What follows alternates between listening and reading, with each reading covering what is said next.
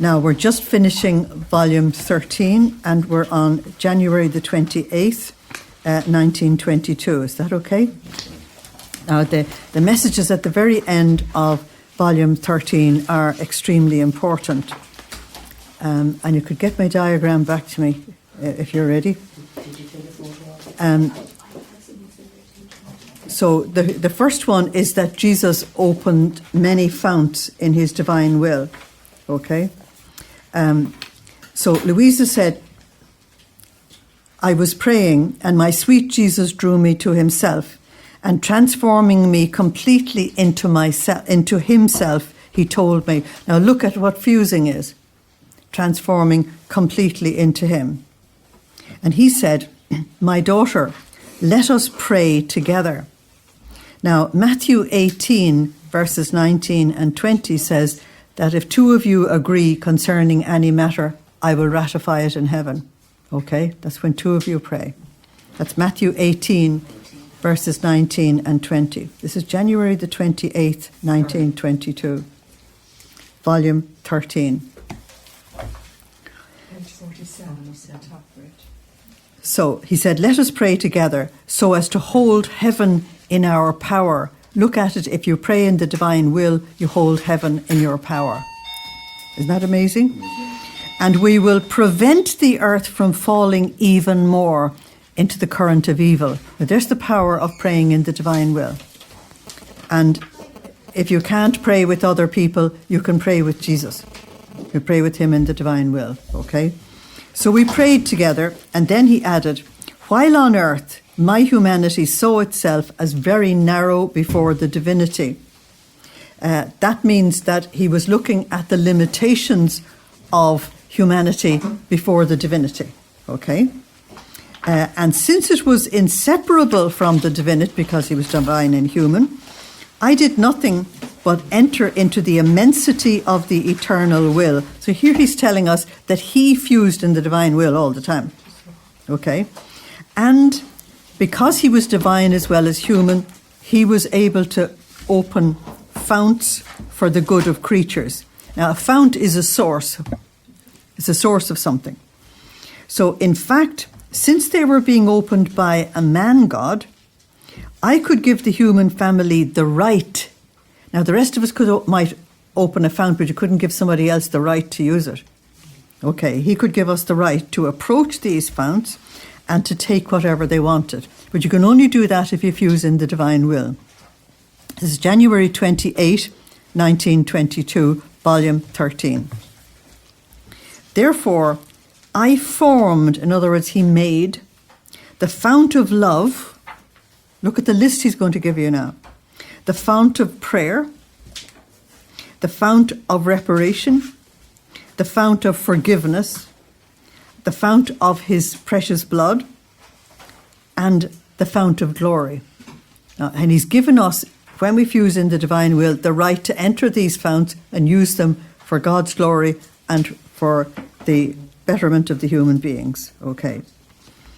Now, this means that overflowing from him were these founts. Okay. So that's John 7, verses 37 to 39, that out of your own heart will flow founts of living water. Okay, living water means divine grace, of course. Now, do you want to know who agitates these founts? In other words, stirs them up, so as to make them rise and overflow in such a way that the whole earth will be inundated. Now, inundated means flooded. Okay? So what on earth could agitate these founts that he has created and has given us the right to actually use? He said it's the soul who enters my will. So that's fusing in the divine will. So as she enters, if she wants to love, she approaches the fount of love. And by having or even placing the intention to love. Now I think that is more than brilliant.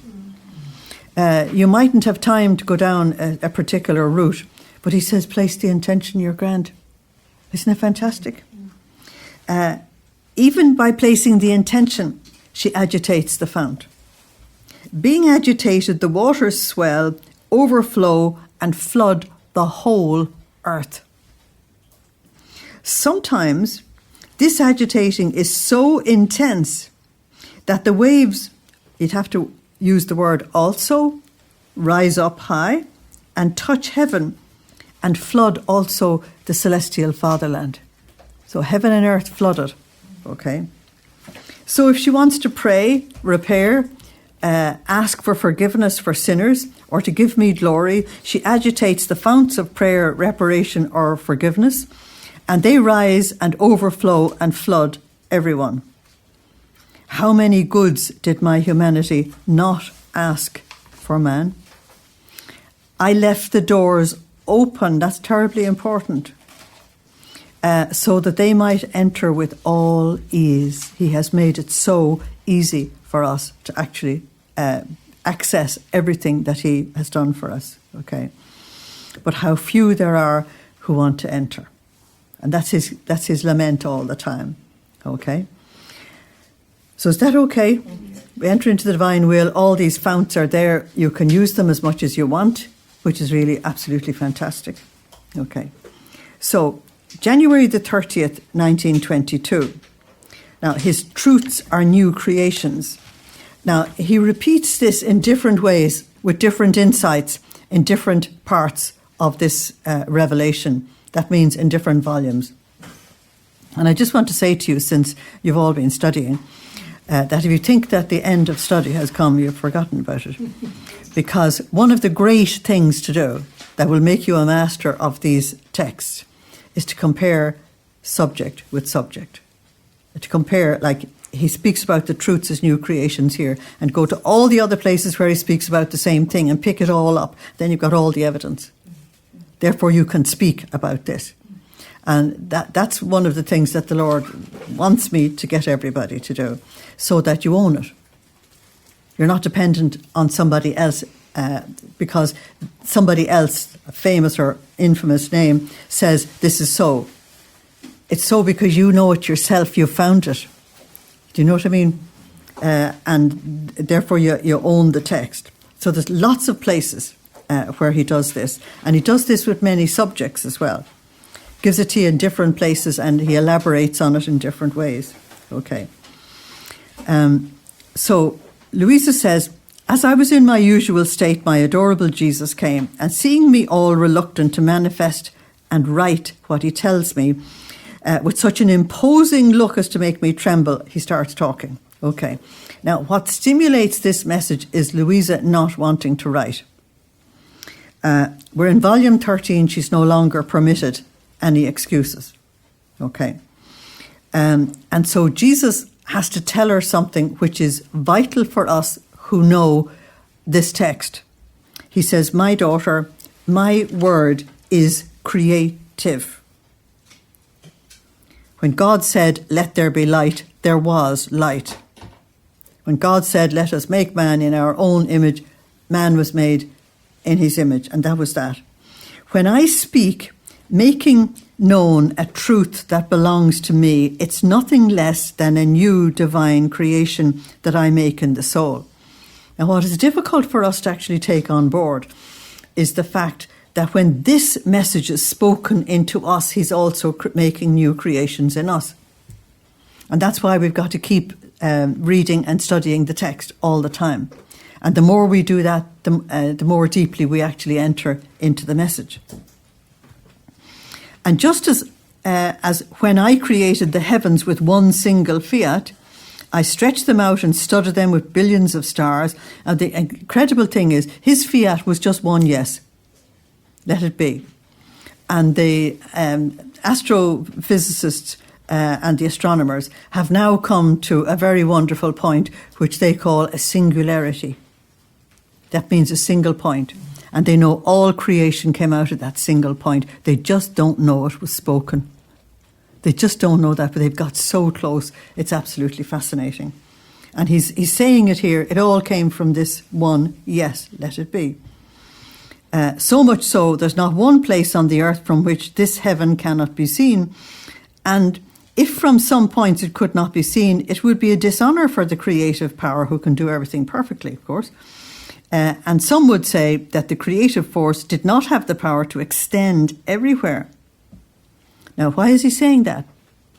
Because in the same way, my truths, what he's revealing here and what he has revealed in the scriptures, okay, are more than heavens, which I would want to make known to all, from one end of the earth to the other.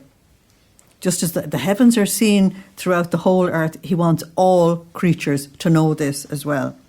To make them pass from mouth to mouth like many stars, to adorn the heaven of the truths that I manifested. So here's a big hint that this message has got to be spread throughout the ends of the earth. Okay? If the creature wanted to hide my truths, it would be as if she wanted to prevent me from creating the heavens. Now, he will tell us, you see, that he's creating new heavens and stars, and he's using all this imagery about what he's doing in us. Okay, so that if we don't let this message pass to other people, he says we're preventing him from creating new heavens and everything in them. It's a very interesting way of putting it, okay. And so by the secret that she would want to keep, she would dishonour me. And if someone wanted to prevent others from looking at the heavens, at the sun, and all the other things created by me, so as to make me known, so we would be preventing something so massive we couldn't comprehend it. Ah, my daughter, he said, the truth is light. Now, 1 John 1:5, God is light. So 1 John 1:5, God is light. John 14:6, I am the way, the truth, and the life. So God is light, God is life, God is truth, God is love. They're all aspects of the same person. So my daughter, the truth is light, and light extends by itself. Now, even if you go to some of the oldest manuscripts in the church, written by the saints and the early church fathers, they've all used the same expression, that when you come to sort of understand the scriptures more deeply or understand by going through prayer, it's called enlightenment. That means you have received the light of truth. They've used that expression from the very beginning of the church. We called it enlightenment. You've received the light of the truth. And we even use that expression in ordinary everyday life. I saw the light, meaning I saw the reality of what was going on. So the truth is light, and light extends by itself. But in order for it to extend, it is necessary to make it known. Now, when he says light extends by itself, it's fascinating if you come down in the morning and there's daylight. It's a bit difficult at the moment, but if there's daylight out there, it will have got past the curtains and past the crevices, it will have got in. If there was the remotest space, it will have got in. Okay, he says it extends by itself. That light seeks to destroy darkness. So it extends by itself, but in order for it to extend, it is necessary to make it known. The rest it'll do by itself. Now, I find that absolutely brilliant. If you're willing to tell anybody else about divine will, if you're willing to teach anybody else about divine will, he says, just tell them it'll do its own work.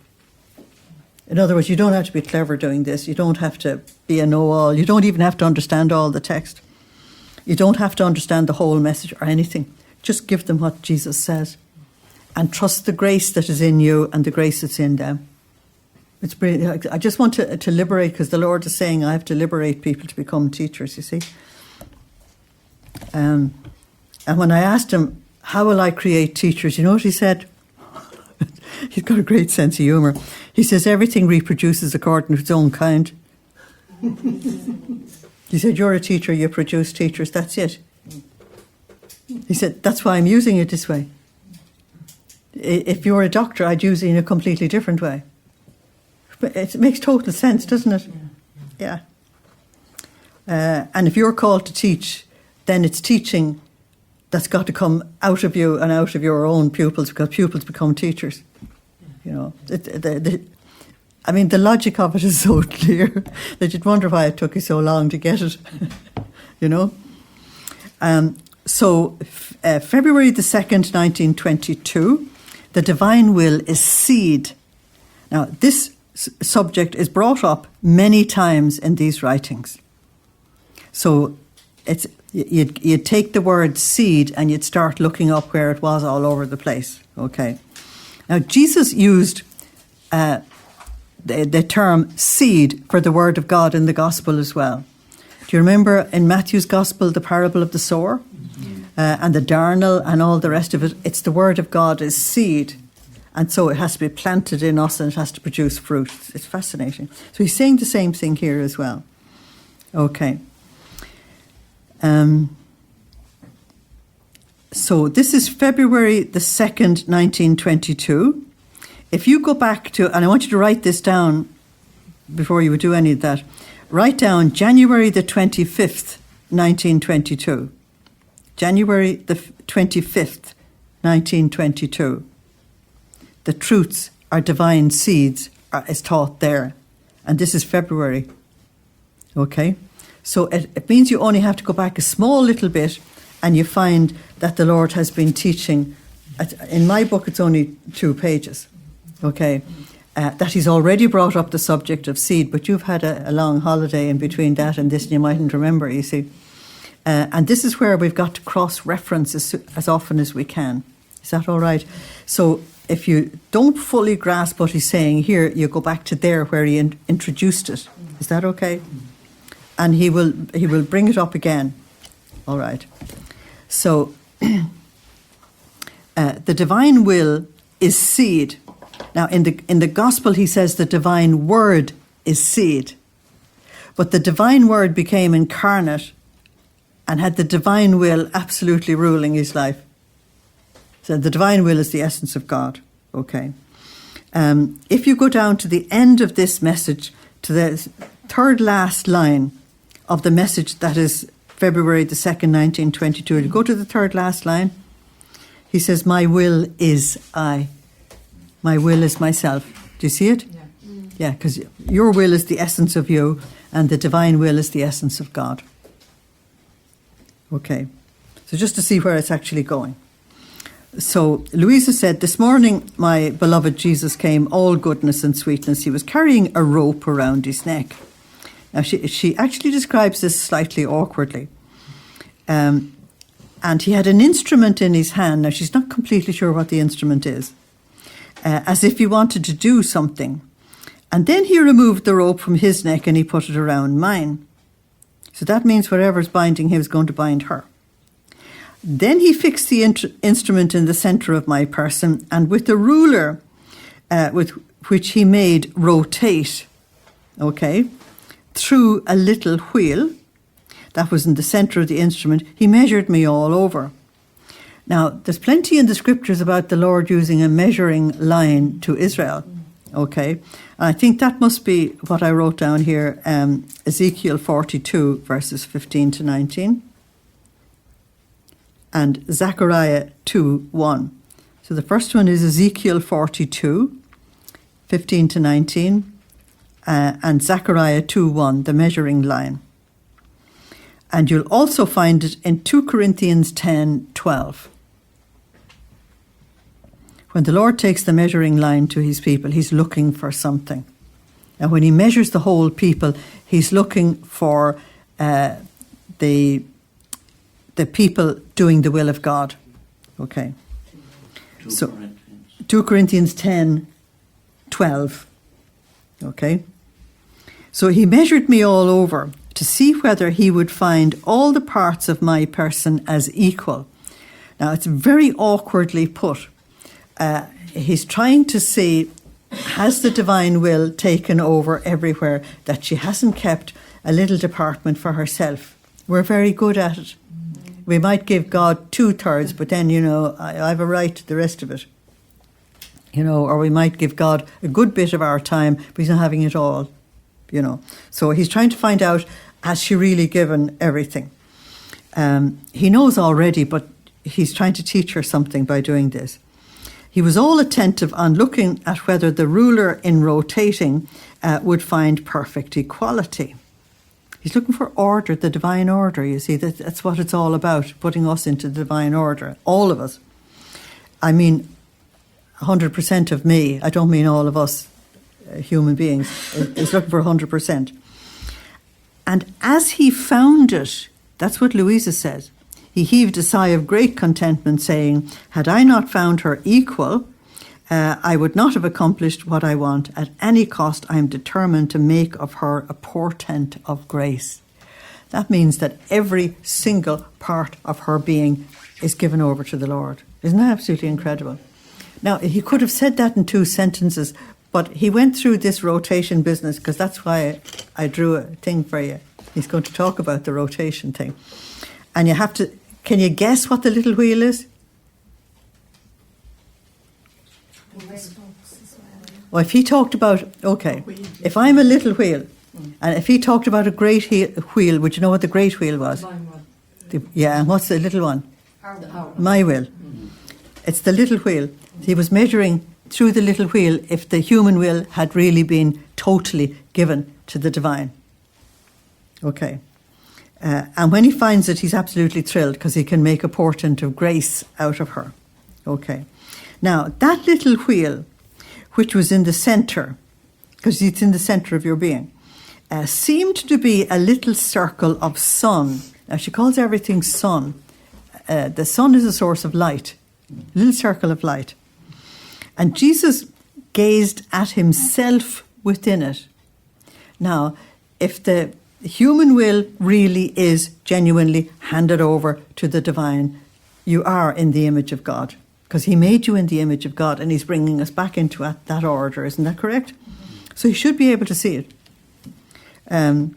Just as you can have family members present and you say, God, isn't he the spitting image of him? I mean, we had a family gathering on the day after Christmas, and I looked at my brother talking to his sons, and there was one of them in particular, and I said, my God, he'll never die as long as that fella is alive. And then my sister, who was sitting beside me, said, but he is in the image of our Father. We were actually seeing 3 generations absolutely identical. 3 men. It was incredible. And it's this thing that we could see the image of our Father in his only Son. And we could see the image of him in one of his sons. He has 4 sons. Okay. Jesus sees himself in us when we've handed over to the divine will. I just want to give you the logic of it, you know, that it's not difficult once you just illustrate it.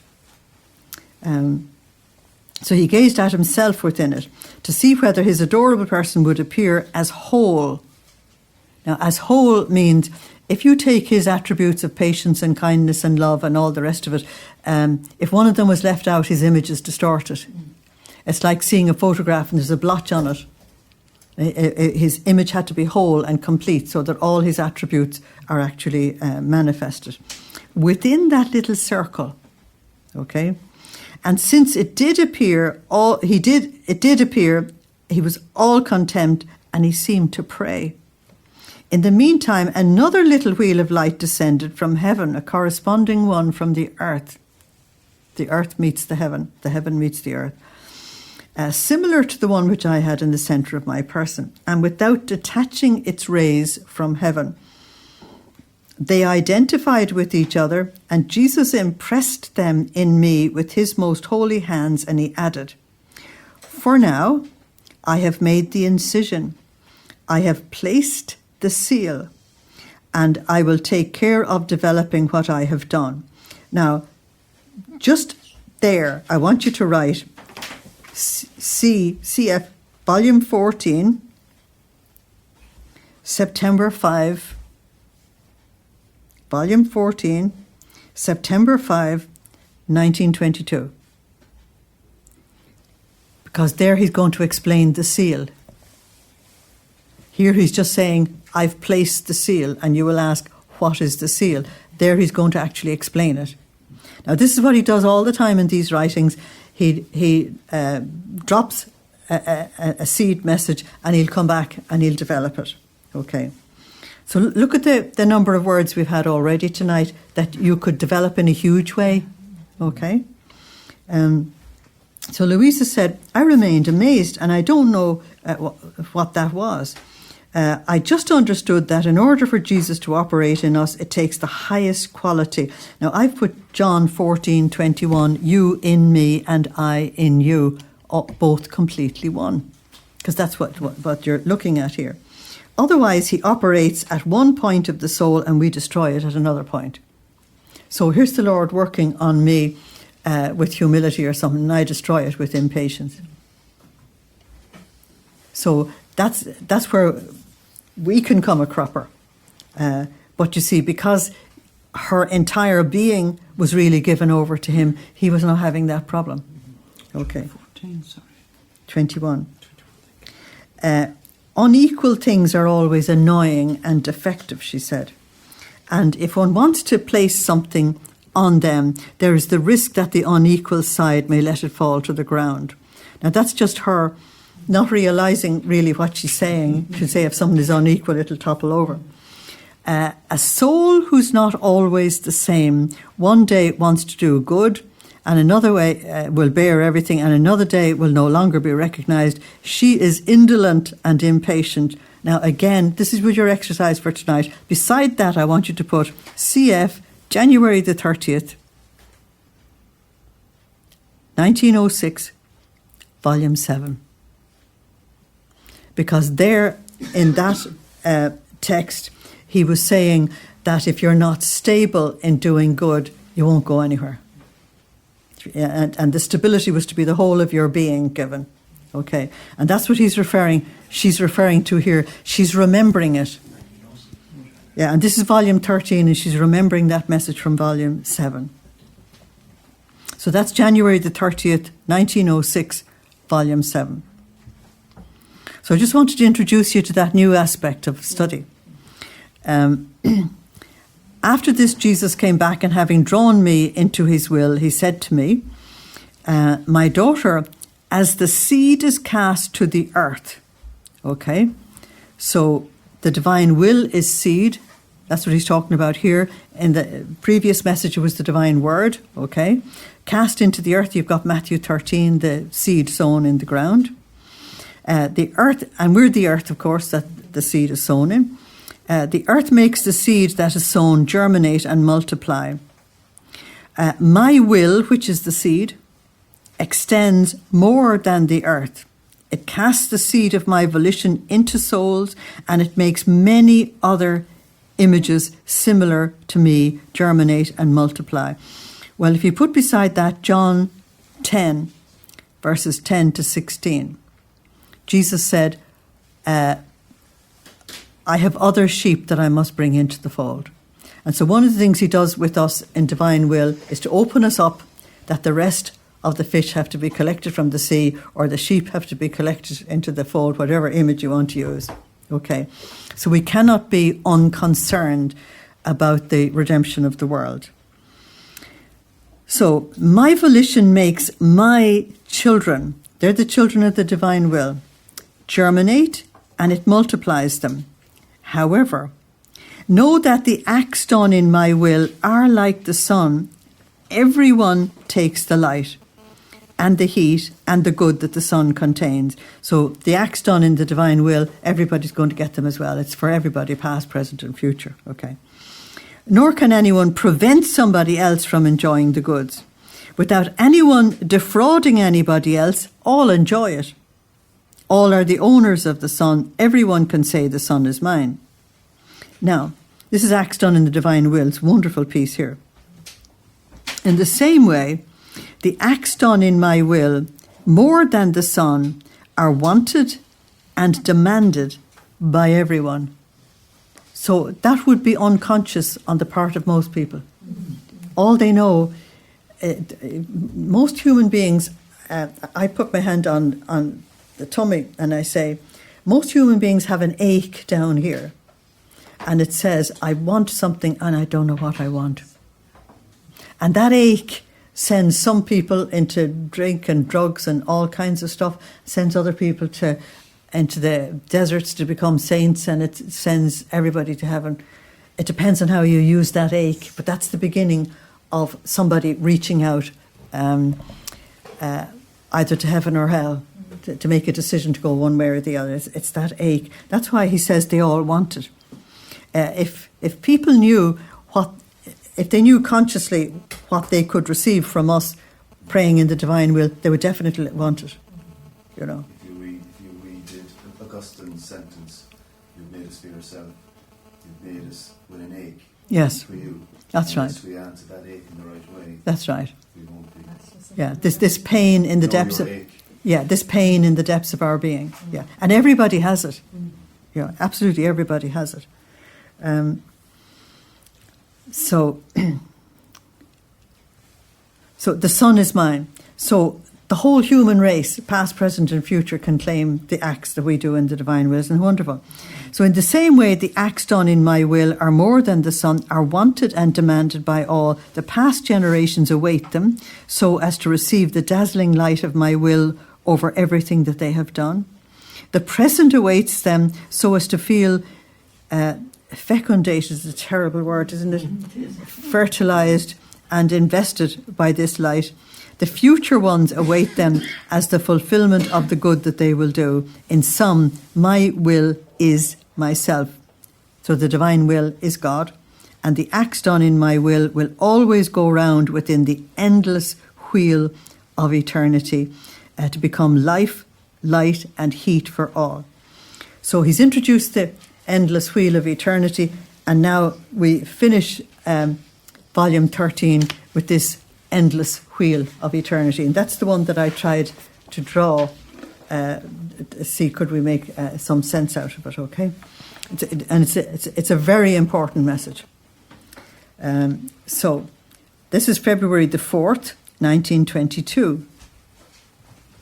The souls who live in the divine will take part in the eternal activity of the divine will by going around within it.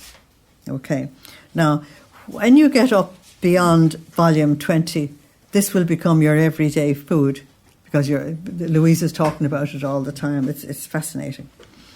So, Luisa says that Jesus came, my daughter, the souls who live in my will, okay, are the little wheels that rotate within the great wheel of eternity. And what I say is, think of a Swiss watch. And you've got all these little wheels, but there's one major wheel that's running the whole thing. So my will is the motion and the life of the wheel of endless eternity. Okay.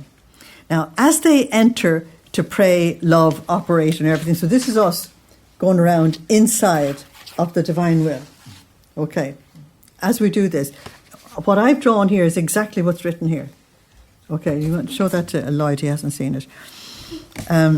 So as they enter into my will to pray, to love, to operate, etc., the wheel of eternity makes them go around within its interminable circumference. So we're inside of it. Now, when you get to the volumes over 20, Luisa will say so often, it's endless. It's endless. I don't see any way out. There's no possibility of getting out, now that she was really locked into the divine will permanently. And it was just her amazement in saying, and Jesus said, yeah, there's no way out at this point, because you're living heaven on earth already. Yeah. So you're living within its interminable circumference. And since in that wheel they find all that has been done, must be done, and all that should be done but is not done. Now look at all the things. You're supposed to fill in all the gaps and fill in all the voids, okay?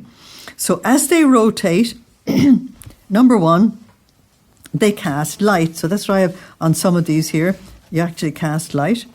And you cast divine waves, okay, into what has been done and must be done, giving divine honour to the Creator in the name of all.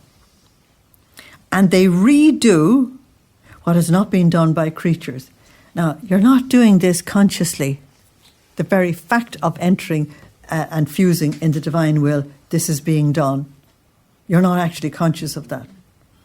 You can make yourself conscious of it if you want to, but I prefer to leave him to do his own job. And they redo what has not been done by creatures. Oh, how beautiful it is to see the soul enter into my will. That's your fusing. And as she enters, the great wheel of eternity winds her up. I love the expression, because really it's the image of the Swiss watch you're looking at. To make her go round within its great expanse. And the little wheel does its eternal rounds. Okay? The winding by the great wheel puts her in communication with all the divine windings. It's the fact that you have fused, you are put in communication with all that God is doing. This is God's work. This is not our work. And while she goes round, she does all that her Creator himself does. Isn't that absolutely amazing? Therefore, they are as though the first and the last to be created by me. The first because you can enter into the very first things that God has done, and last because you also do enter into the very last things that he has done. Because in going around, they find themselves at the beginning, in the middle, and in the end. That's of all history and of all creation. So, because of that, they will be the crown of the whole human family. That's number one. They will be the glory of the whole human family, is number two. They will be the honour of the whole human family, that's three.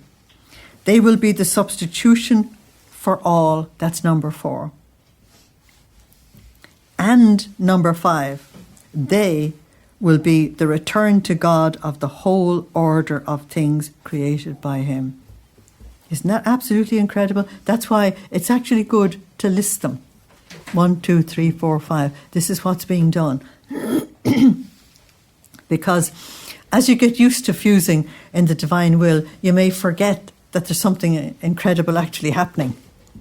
Yeah, because we get so used to something that you can just sort of say it and not realise the importance of what is being done.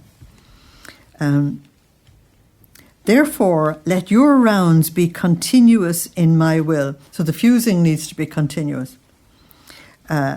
I will give you the winding. He says, you want it, I'll do it. So he does the work. And you will be ready to receive it, won't you? Poor Louise was supposed to get that on first hearing. Then he added, you have not spoken about all the rounds of the little wheel. They see the little wheel of your will. Now, this is one of the things about these writings, is that if you didn't know at the beginning that the little wheel was your will, you get it in the end, because he does actually give it to you. And if you get stuck on something, just persevere with the reading and it comes up. Okay. The little wheel of your will does within the great wheel of eternity. You in me and I in you. That's the John 14:21 thing. Luisa said, how could I speak of them if I didn't know? And he said, as the soul enters into my will, even with a simple adhesion, with an abandonment, I wind her so as to make her go around. So he says, even with the slightest hint that you want to go in, he'll take it as done. Isn't that incredible? Yeah. So one of the things I do, if I'm very busy or my head is too full or whatever it is, I put my hand on some of the divine will prayers and I say, Lord, there's no possibility of me going through that, but I would like to do it with you in your will. And so I place the intention and I leave it there. Walk off. Instead of burdening yourself with something you've actually got no time to do. Does that make sense? Yeah. It's terribly important to say that, because we have the terrible propensity to stuff ourselves, and I must say this and I must do that, and it's got to be sort of me consciously doing it, otherwise it's not done. He says, no, even a hint. I think that's brilliant. Yeah, it's even a hint. Even an abandonment, you know. And he just painted the picture of the light using the smallest gap to get in. Absolutely. A moment ago. Absolutely, and that's what he's saying. Yeah. Because, I mean, you know, in the middle of your work and everything, you're caught up. And if even for a moment you just remembered, oh Lord, I'd love to do that, and go on. Isn't that fantastic? You see, I find it very liberating when you accept the freedom that he's giving to you. But I'm always afraid if a person feels I have to do all the prayers and I have to do all this, because I've actually heard people in divine will feeling very burdened, feeling I have to do this, I must do this, You know what I mean? It's far more liberating than that. Sorry? It's far more liberating. Oh, totally, yeah. Yeah, absolutely. Even with Eucharistic adoration, don't have to do anything. You don't have to do anything except fuse yourself in the divine will and let him do everything. Yeah. But the point is, if you can't, for example, if you can't do an hour's adoration, that isn't the time in the day, what do? Send your guardian angel down. It kind of puts, He has all the time there is. it puts flesh on, and Jesus cooperates with those who love him. Oh, absolutely. You know, so Oh, so absolutely. inadequate that our slightest gesture lets him in and Absolutely. you know. Yeah. It's like what he says about dying sinners. If they even kiss a crucifix or look at it, he'd forgive them. You know, we just don't give him the credit for being divine love.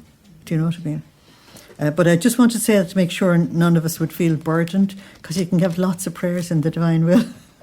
And you might feel, I have to say half of these or a quarter of these, where you don't have to say anything except thy will be done. Or not my will, but thine be done. So a simple adhesion, I think that's brilliant, isn't it? Or an abandonment. I wind her so as to make her go round. But do you know how many times she goes round? She goes round as many times for as many thinking intelligences, for as many gazes of that creatures give, for as many words as they speak, for as many works as they do, and as many steps as they take. You say, wow. So we couldn't even cope with thinking about that. In other words, he's saying that anything that happens in the spirit, it's instantaneous, you know. They go around at each divine act, at each motion, at each grace which descends from heaven. In some, they form their round in anything that is done in heaven and on earth. The rounds of these little wheels are fast and rapid. You see, anything in the spirit is very rapid. Why? Because there's no time. So they cannot calculate them. But I count them all. First, to take the glory and the eternal love that they give me, and then to fuse all the eternal good, and to give them the capacity of surpassing everything, and to be able to embrace everybody and become the crown of everything. I don't know how often I've said, no, we can't improve on this. You know what I mean? It seems to get more and more wonderful as you go along. Even remarkable. Even remarkable. Yeah. So there's volume 13 finished with absolute, you know, lights blazing. Isn't it amazing? Yeah.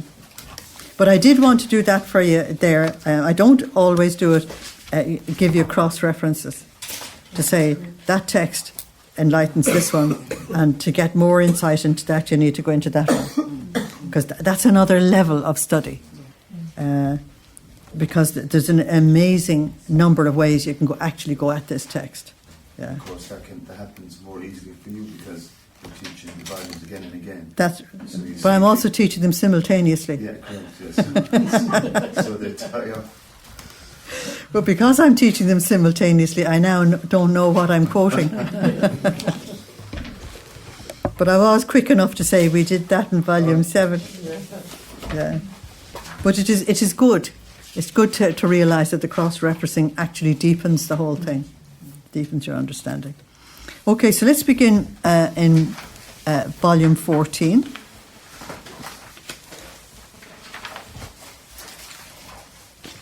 And Luisa says, my love and my life guide my hand and be together with me. So she's asking the Lord for help. So I'm going to go down to February the 2nd. Is that okay? What did I say? Yeah, it's number 4, whichever it is. It's wishful thinking on my part. Okay. So the heading says, love, wandering and rejected, bursts into sobs. You have to realise this is divine love looking for a response from the human race. Otherwise you'll think that Jesus is a wimp. Okay, it's divine love looking for a response from the human race. As I was in my usual state, my always lovable Jesus made himself seen, all panting. His breath was fire, and clasping me to himself, he said, why is the breath fire? Because it's the fire of, the fire of the Spirit, or the fire of love. Okay, it's love. And the Spirit is love. So he told me, my daughter, I want refreshment for my flames. In other words, he's looking for a response and he's not getting it. I want to pour my love out, but my love is rejected by creatures. You must know that in creating man, I released a quantity of love from within my divinity, which was to serve the primary life of creatures, so that they might be enriched, sustained, strengthened and helped in all of their needs.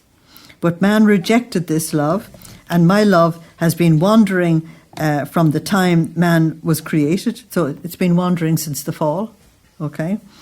And it keeps going around without ever stopping. Rejected by someone, it runs to somebody else in order to give itself. And as it is rejected, it bursts into sobs of crying. So lack of what they call correspondence here, that word is used all the time, and it means, we say, lack of response. Okay. Causes this sobbing of love. Now, it's a very Italian way of saying things. We would say that this lack of response on the part of the human race causes grief and sorrow to the Lord. That's the way we would say it in the northern territories. But the Italians are very emotional, so it's sobs of crying. Okay. So what you have then in the second verse here is the lament of divine love. Now, while my love goes wandering and runs to give itself, if it sees someone who is weak or poor, it bursts into sobs and says to him, if you didn't make me go wandering, if you had given me a place in your heart, you would have been strong and you'd lack nothing. So weak and poor is spiritual, it's not physical. Okay. So it's not, you're not meeting just somebody sitting on the side of the street. In other words, he is what we are not. You remember in John's Gospel you have John the Baptist saying, I am not the Christ, I'm not the Messiah, I'm not this, I'm not, and Jesus is everything that John isn't. Well, Jesus is everything for us. Okay. And so we read in volume 13 that when you give yourself to him, from poor you become rich. Remember that? Okay. So if it sees someone else who has fallen into sin, it bursts into sobs. If you had let me enter your heart, you would not have fallen. For another whom it sees dragged by passions, muddied with earth, love cries and sobs. It repeats to him, if you had taken my love, passions would not have life over you. We would say domination. You know, that they wouldn't be ruling your life. The earth would not touch you. My love would be enough for you in everything. So in each evil of the human race, small or big, love has a sob of crying and continues to go wandering in order to give itself to man. And when in the Garden of Gethsemane all sins presented themselves before my humanity, each sin carried a sob of my love. We would say a grief, okay? All the pains of my passion, each blow of the lash, each thorn, each wound, were accompanied by a sob of my love, because if man had loved, no evil would have come. Lack of love makes all evils, and even my very pains germinate. So actually the message there is very simple, that the one gift that the human race is given to God is something God didn't ever have in heaven, which is grief.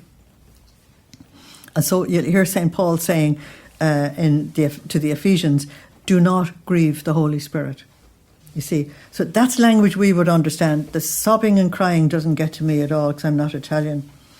But we just have to realise what they're actually saying, okay? And what Jesus is saying to Luisa here is, if the human beings had accepted him, they wouldn't be weak and sinful and dominated by passions and going down the worldly route and allowing Satan to overcome them. That wouldn't happen. So this is God's grief. And of course it's Jesus' grief because he's the Redeemer. Okay? And then in Gethsemane, all of this came to him. Now she will tell you, as she does in the Hours of the Passion, I think, it comes up soon, I think. It's there in February 9. The tortured body of Jesus is the true portrait of man who commits sin. Do you see, that's the next one. The heading for the next message. that Jesus explained to her that if you look at him on the cross, you're looking at a perfect picture of what a human soul looks like, dominated by sin. Totally a leper from head to foot. Okay. It's a study as well, Francis, in the future to have a panoramic view of the soul that these paint. Yes. These paint. That's right. Absolutely. Work, isn't it? Oh, if somebody had that kind of talent, it would be wonderful. Yeah, it'd be wonderful. Yeah. So he's talking now about God creating the human race. Okay, in creating man, I acted like a king who wanted to make his kingdom happy, takes $1 million, euros, whatever you want, and makes it circulate. So there you've got the story of the talents in Matthew 25, verses 14 to 30. And you've also got the story of the unjust steward in Matthew 18, verses 23 to 35. That's two of them. Matthew 25, 14 to 30 for the talents. And Matthew 18, verses 23 to 35 for the unjust steward. Okay, remember the unjust steward wouldn't forgive his neighbour at all. So he makes it circulate so that whoever wants it may take it. However, as much as it circulates, only a few take a few cents. Now, he keeps repeating that throughout these volumes. And, you know, if you get to a point where you've got a sufficient grasp of this material, you'll be able to pick up these doctrinal points. Okay, that he says that in the entire history of the human race, very few have actually responded to him. Now, the king is anxious to know whether the peoples are taking the good that he wants to do for them, and he asks whether his million is finished so that he can put in more millions. And the answer he gets is, Majesty, just a few cents have been taken. So the king feels sorrow. This is the grief we give to God, the Holy Spirit, in hearing that his people are not receiving his goods, nor do they appreciate them. So going out into the midst of his subjects, he begins to see some covered with rags, some infirm, some going out among them is the incarnation. Covered with rags, some infirm, some starving, some shivering in the cold, some are homeless. In his sorrow, the king bursts into sobs of crying and say, had they taken my money, I'd see none of them dishonouring me covered in rags, but rather well dressed. Nor would I see them infirm, but healthy. I would see not one of them starving and almost dead from hunger. They'd all be full. Had they taken my money, no one would be homeless, and they could very well have built themselves a room and have taken shelter. In sum, for each misfortune he sees in his kingdom, he has a sorrow and a grief, we would say, and he grieves over his million, which in ingratitude of his people rejects. Now, very simply, what is being said here is that we cause the Lord incredible grief when he has given us incredible riches and we're not bothered. You know.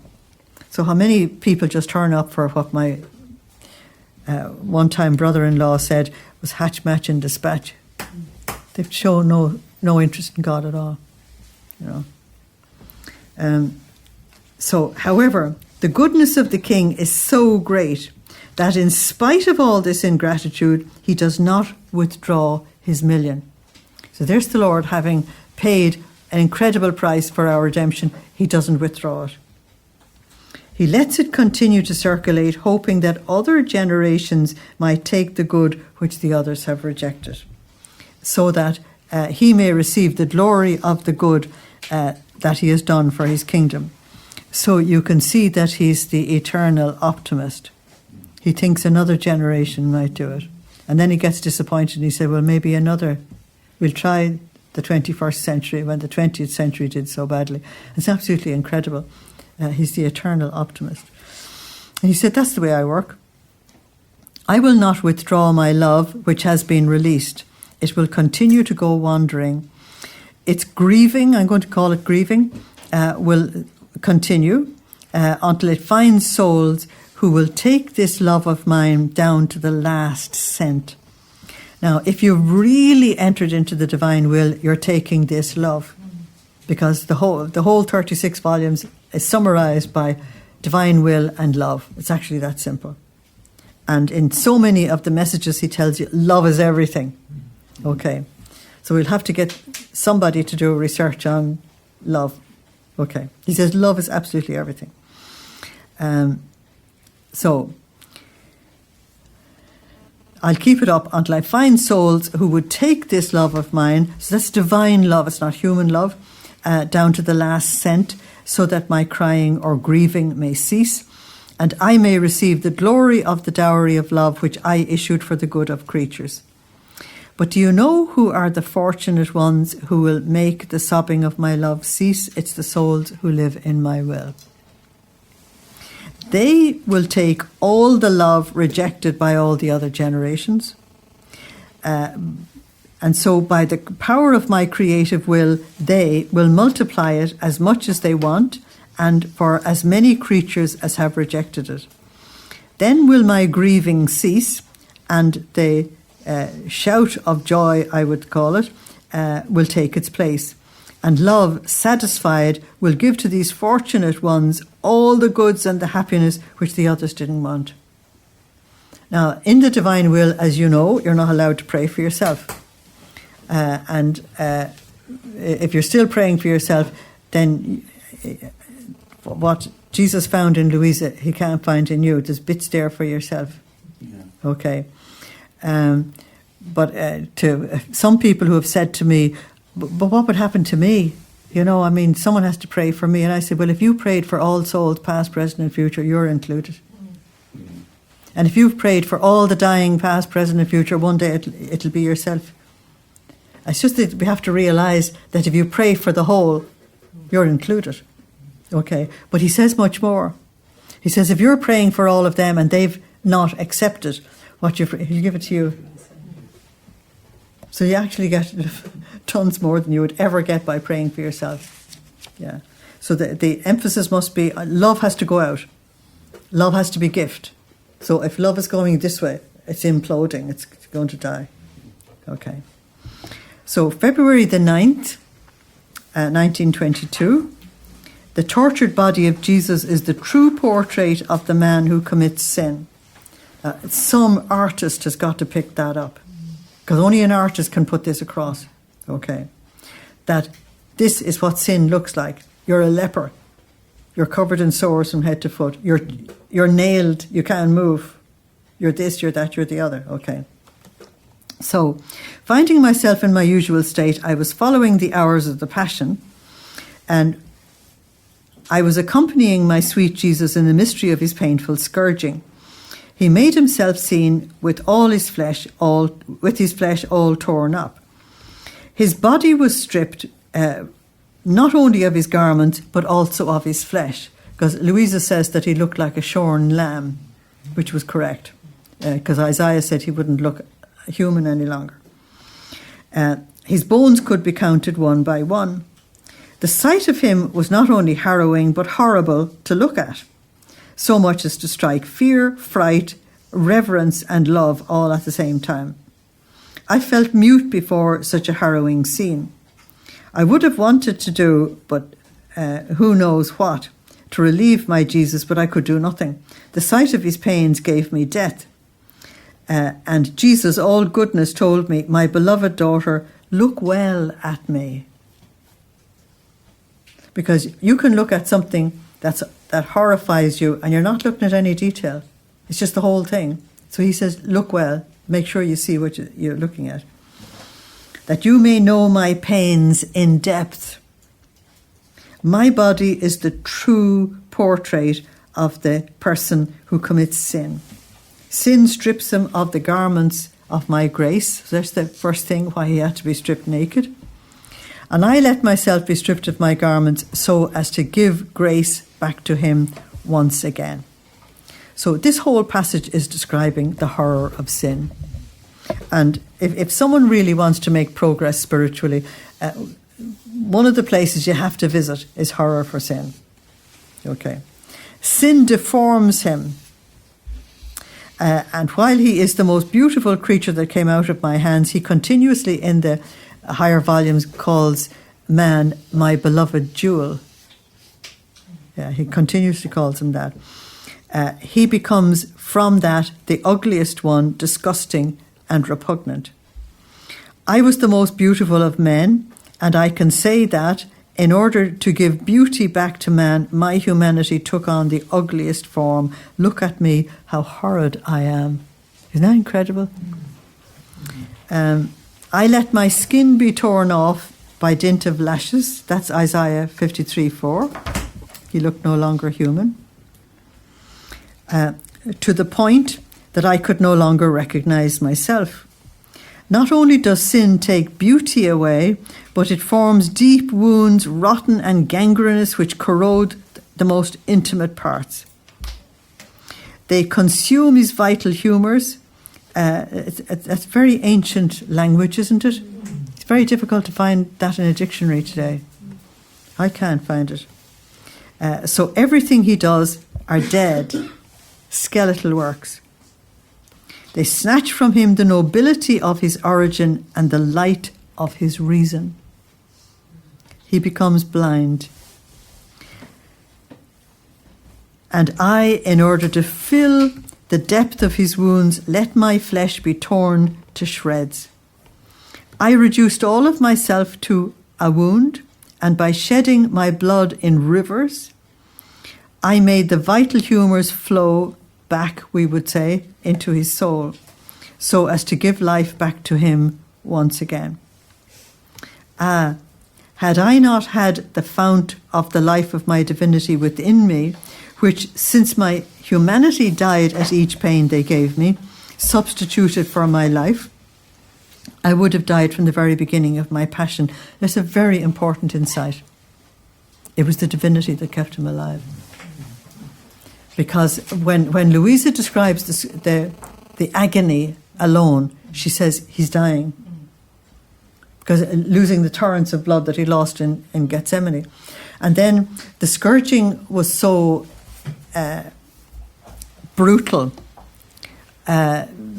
We all know that the Roman soldiers were brutal because they lived a brutal life. But we have evidence that many a man died raving mad under the scourge. Some of them got heart attacks. They got all kinds of things. To survive a Roman scourging was nearly a miracle. Yeah. And what is being said here is that he wouldn't have survived it unless the divinity was keeping him alive. They went beyond the beyond in Christ's scourge. They did, yeah. They went beyond. Rationality was just not in it at all. Yeah. Pilate was just... It was even beyond brutality. Yeah. It was beyond bestiality. Pilate thought that surely this flogging should satisfy him. Yeah. Because what's left in him? Yeah. Are you not satisfied with That's right. the issue that he's in? But Satan was ruling the roost. Yeah. It's incredible. So he says, now my pains, my blood and my flesh, which fell off in shreds, are always in the act of giving life to man. That's what we pick up when we fuse and make our acts in the divine will. But man rejects my blood so as not to receive life. He tramples upon my flesh so as to remain wounded. Oh, how I feel the weight of ingratitude. Now, throughout the 36 volumes, he describes the human race as the ungrateful ones. That's why I think it's incredibly important for us to show gratitude to him. And throwing himself into my arms, Jesus burst into tears. I clasped him to my heart, but he was crying strongly. What torment to see Jesus crying. I could have wanted to suffer any pain so that he wouldn't cry. So I sympathized with him. I kissed his wounds, I dried his tears, and he, as though cheered, added, do you know how I act? I act like a father who loves his son very much. This son is blind, deformed, and crippled. Think of Luke 15, the prodigal son, because he describes the human race as the prodigal son. Okay? So the blind, deformed and crippled is all spiritual. And his father who loves him to follow, what does he do? He plucks out his own eyes, he tears off his own legs, he tears off his own skin to give everything to his son.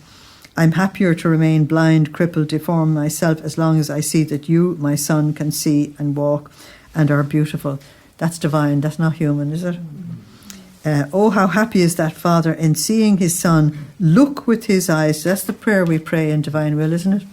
Look with his eyes, walk with his legs, covered with his beauty. Breathe in my breathing, you know that one? And what would be the sorrow of that father if he saw his son ungrateful, throwing away his eyes, legs and skin, contenting himself to remain as ugly as he was? He said, that's the position I'm in. I took care of everything, but the human race is ungrateful and causes me this bitter grief.